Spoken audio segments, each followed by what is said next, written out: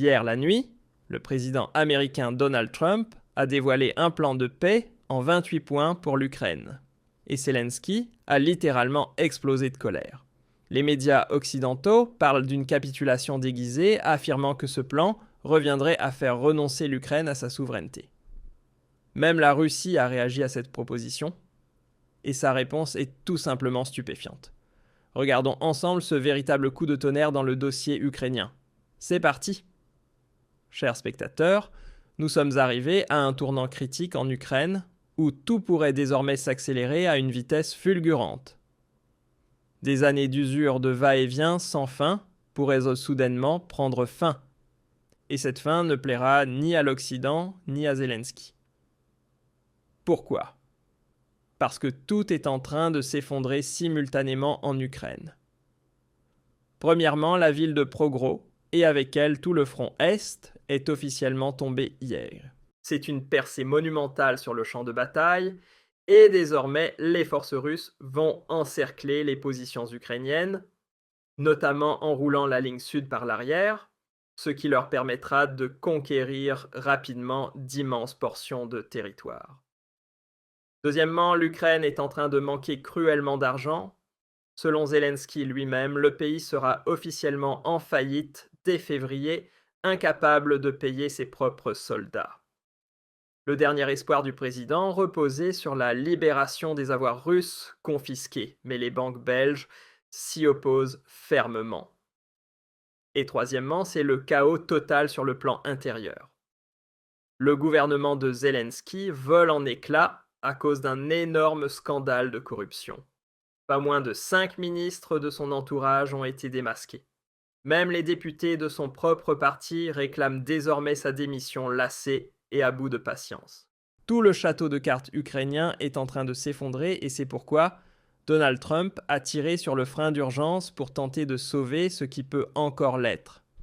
Car s'il ne faisait rien, maintenant, l'Ukraine s'écroulerait sous les yeux du monde entier. Ce serait alors une victoire totale et incontestée pour Poutine. Et dans ce cas, Poutine n'aurait pas seulement vaincu l'Ukraine, mais aussi tout l'Occident qui a pourtant injecté des milliards en argent, en armes, en matériel et en hommes dans ce conflit. Trump a donc entamé des négociations secrètes avec la Russie à huis clos et a présenté hier un plan de paix en 28 points. Le portail d'information Axios a rapporté ceci à ce sujet. Les États-Unis élaborent discrètement un nouveau plan pour mettre fin à la guerre en Ukraine. Selon des sources d'Axios, les 28 points de ce plan se répartissent en 4 grands axes. La situation avec l'Ukraine, les garanties de sécurité, la sécurité en Europe et les futures relations entre les États-Unis, la Russie et l'Ukraine. On ne sait pas encore clairement comment ce plan compte gérer les questions sensibles liées au contrôle territorial dans l'est de l'Ukraine, une région où les troupes russes sont certes présentes, mais occupent encore bien moins de terrain que ce que le Kremlin exige.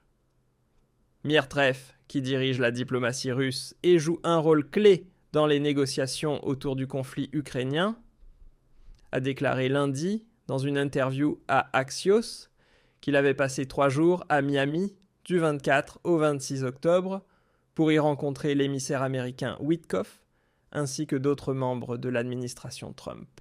Miertrev s'est dit optimiste quant aux chances de succès de cet accord, car contrairement aux tentatives précédentes, la position russe semble cette fois être prise au sérieux.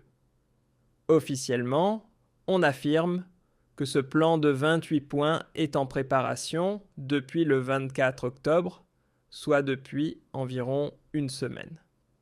Mais à mon avis, c'est un mensonge de circonstance, un moyen de cacher qu'il fallait d'urgence trouver une solution improvisée, tant la situation en Ukraine dégénère à une vitesse folle.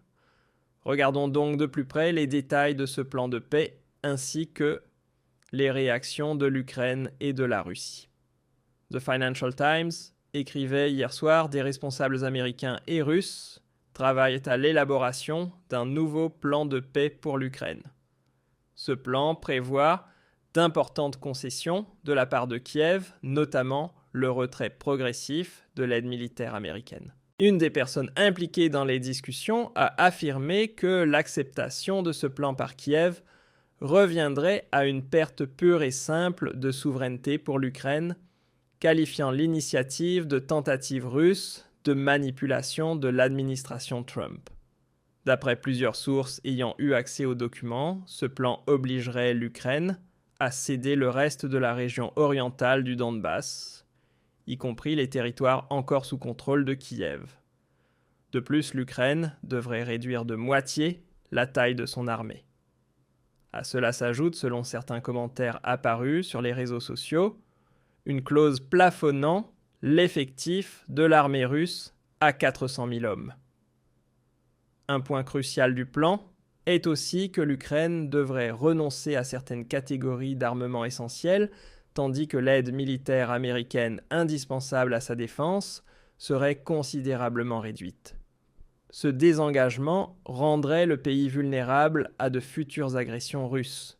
Par ailleurs, aucune troupe étrangère ne pourrait plus être stationnée sur le sol ukrainien, et Kiev ne recevrait plus d'armes occidentales à longue portée capables d'atteindre le cœur du territoire russe.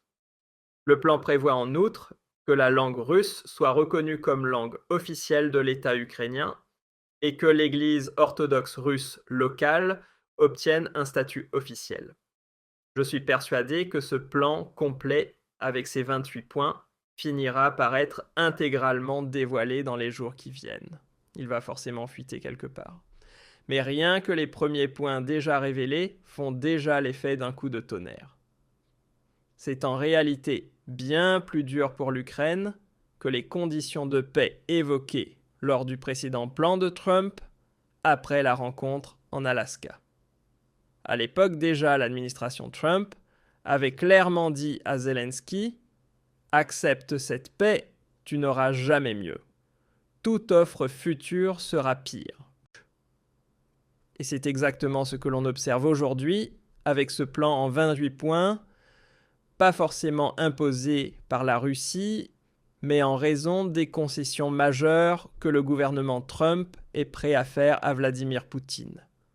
C'est précisément pour cela que les partenaires occidentaux parlent désormais d'une perte totale de souveraineté pour l'Ukraine et dénoncent un diktat de paix.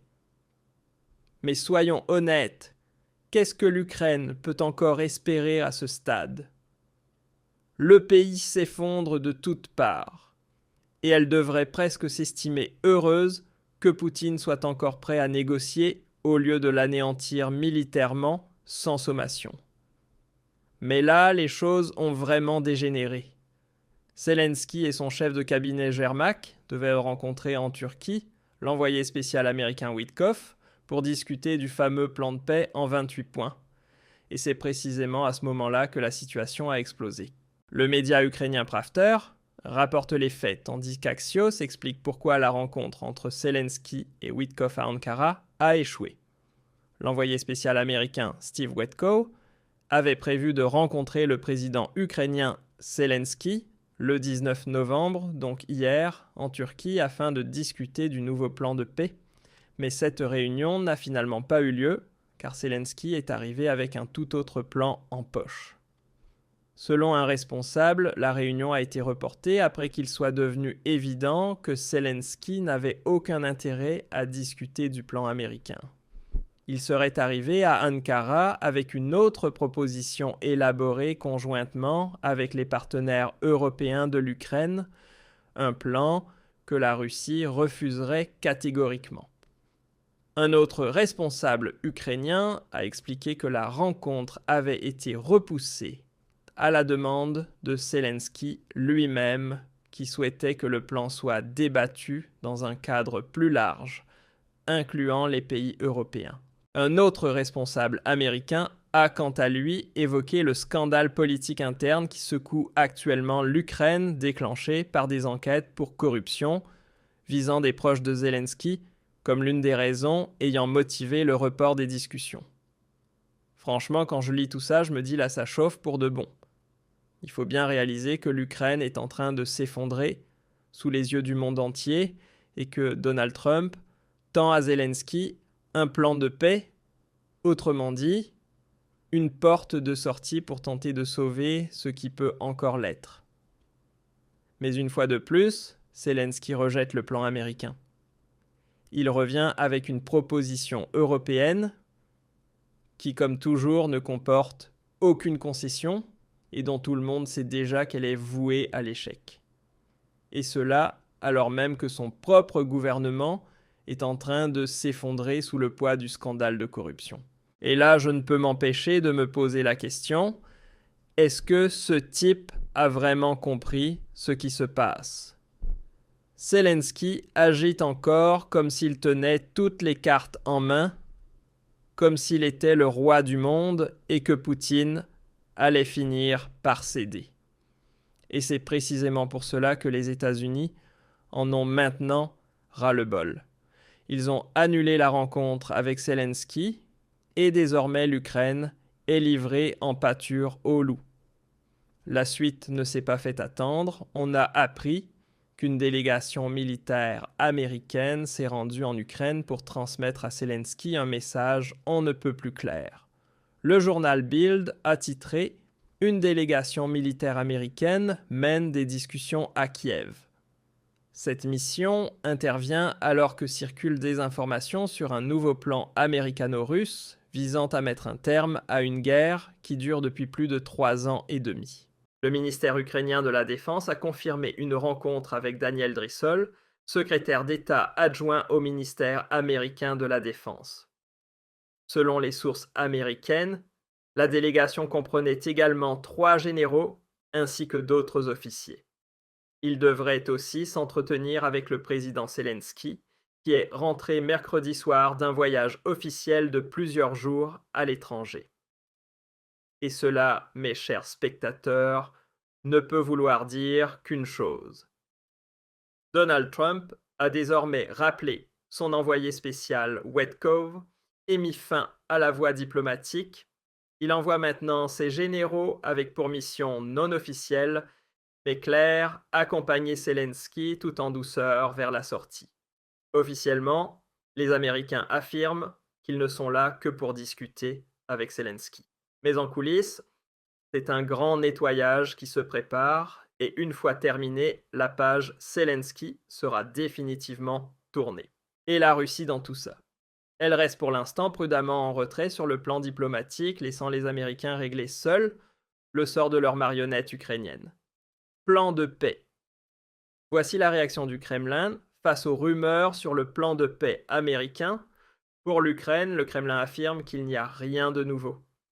Les contacts avec les États-Unis se poursuivent, a déclaré le porte-parole Dmitry Peskov.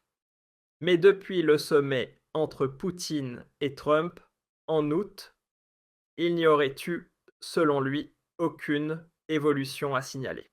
Plutôt, les médias avaient là rapporté l'existence d'un plan américain prévoyant que le gouvernement de Kiev cède certains territoires. Et avec sa déclaration, Poutine s'évite habilement toute humiliation puisqu'il n'a pas eu à réagir officiellement à un plan déjà rejeté par Zelensky. En résumé, la Russie suit tranquillement sa ligne. Nous obtiendrons ce que nous voulons de toute façon. Alors laissons Trump régler le cas Zelensky. Et pour ne rien arranger, la réunion prévue aujourd'hui entre Zelensky et son propre parti a elle aussi été annulée. Elle devait justement porter sur l'avenir politique du président. Voilà, c'est tout pour l'instant. Vous voyez, il se passe actuellement énormément de choses en coulisses. Et si vous avez trouvé cette vidéo utile, n'hésitez pas à la partager avec tous vos amis.